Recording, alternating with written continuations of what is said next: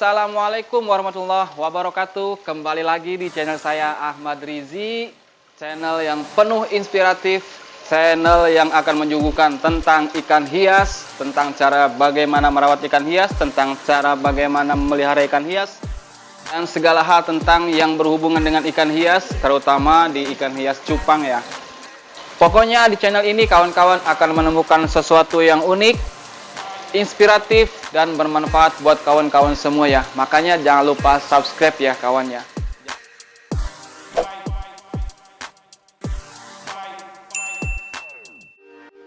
Oke, terima kasih untuk yang sudah subscribe, dan yang belum subscribe silahkan subscribe ya nanti ya. Like-nya juga, komentarnya juga, share-nya juga. Mudah-mudahan semuanya ini bermanfaat buat kawan-kawan semua ya. Kita mulai saja.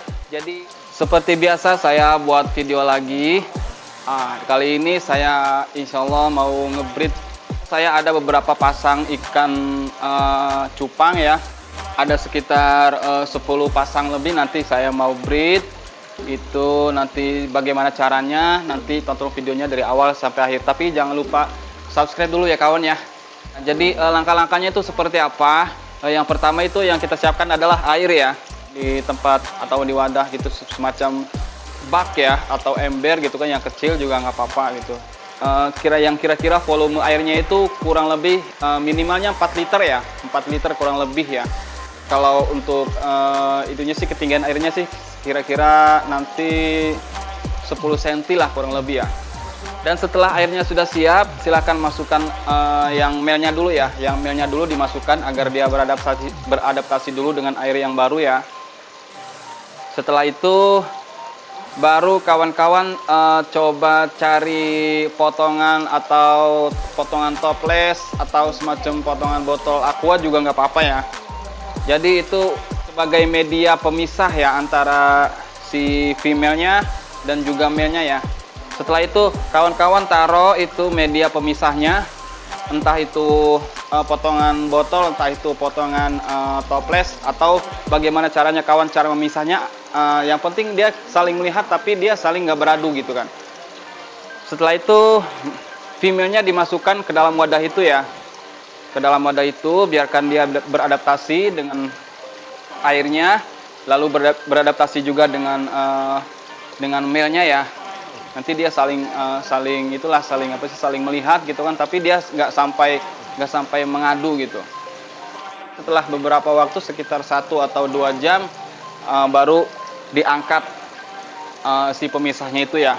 Baru diangkat pemisahnya, lalu kita biarkan sampai kita tunggu sampai 2 hari nanti. Oh iya, jangan lupa ya, untuk media itu, media membuat busa ya.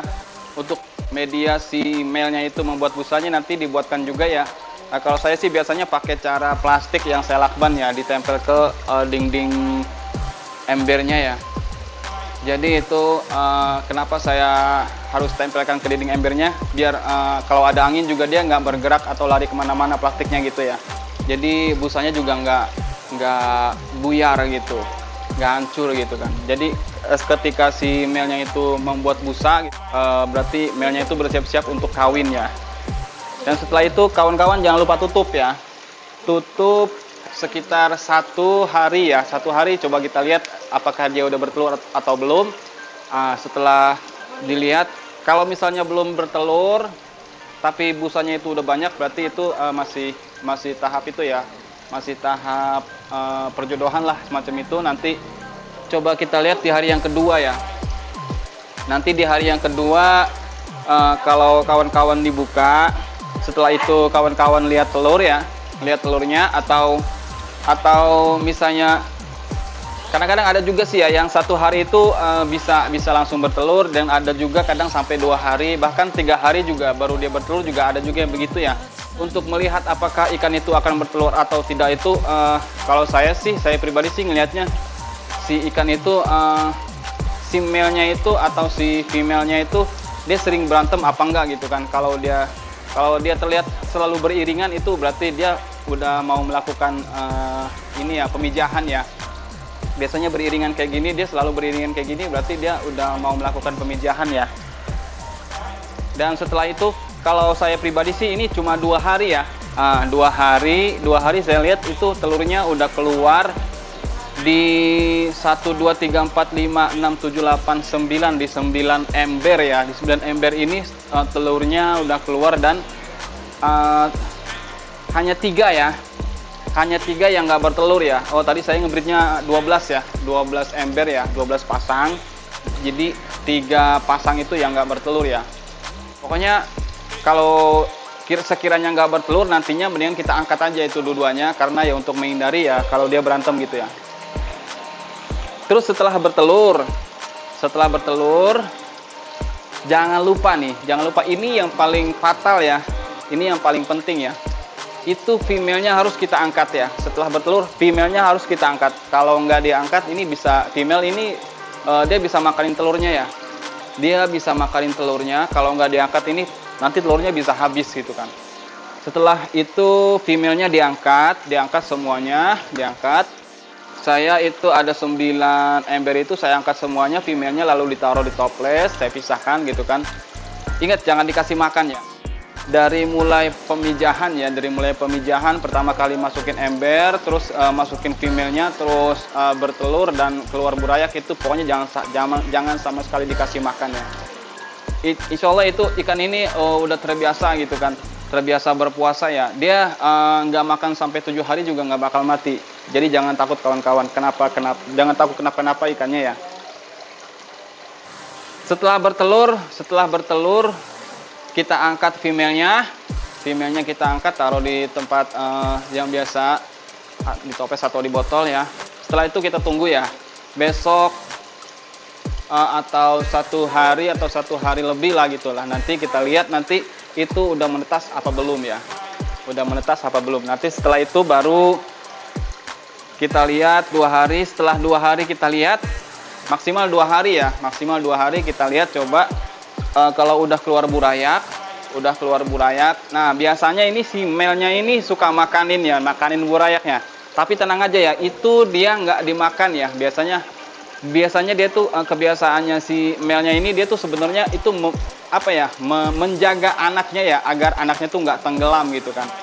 Jadi burayaknya itu biar nggak tenggelam, karena kan baru menetas itu dia belum bisa berenang ya, dia pasti adanya di bawah. Jadi yang di bawah-bawah atau yang jauh-jauh dari busanya itu dia selalu dimakan. Habis itu dimakan lalu dibawa ke bawah busa, lalu dikeluarkan di busa. Jadi di busa itu dia bisa berada di atas gitu, dia ngapung di atas busa itu ya. Makanya kenapa male-nya itu selalu bikin busa ya. Kalau yang memang male-nya bagus, itu punya dia sayang sekali sama anaknya, itu dia pasti busanya banyak gitu ya. Busanya pasti banyak, itu berarti male-nya itu memang dia sayang sekali sama anaknya gitu ya. Setelah 4 hari,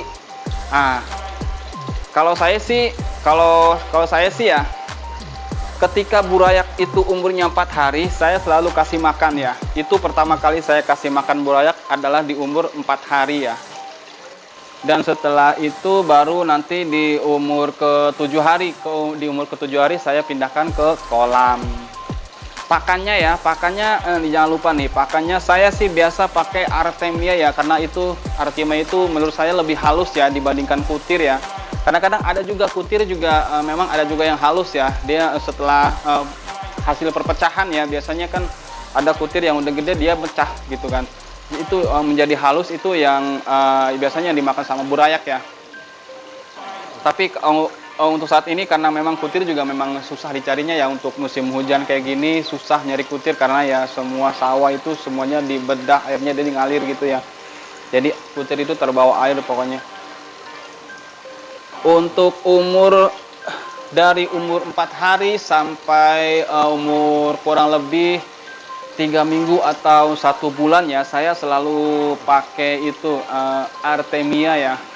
Dan setelah itu lalu setelah umur 1 bulan itu baru kutir, ataupun setelah udah mulai kelihatan gede gitu kan ya, nanti pakai jentik nyamuk juga bisa, tapi cari yang halusnya ya. Biasanya ada yang kecil itu ya, kalau biasa saya sih kalau cari jentik nyamuk itu saya saring lagi pakai saringan teh gitu. Pakai saringan teh itu nanti yang kecil-kecil dia lolos ke bawah. Dan itulah yang saya kasih pakan untuk umur 1 bulan ke atas ya. Oke, itu saja pembahasan dari saya. Mudah-mudahan bermanfaat buat kawan-kawan semua. Jangan lupa subscribe ya. Subscribe-nya jangan lupa ya. Yang belum subscribe ya, silahkan subscribe, like-nya, komentarnya juga, share-nya juga. Sekiranya kalau video ini bermanfaat buat kawan-kawan yang lain juga, silahkan share di media sosial yang lain. Dan jangan di skip ya kawan ya. Jangan di skip ya. Kalau nonton channel ini dari awal sampai akhir jangan di skip. Pokoknya kalau ada iklan juga jangan di skip. Karena ya itu adalah dukungan buat saya ya. Mudah-mudahan bermanfaat juga buat saya. Mudah-mudahan bermanfaat juga buat kawan-kawan semua. Amin ya rabbal alamin. Sekian dari saya. Wassalamualaikum warahmatullahi wabarakatuh. Salam satu hobi, salam satu air.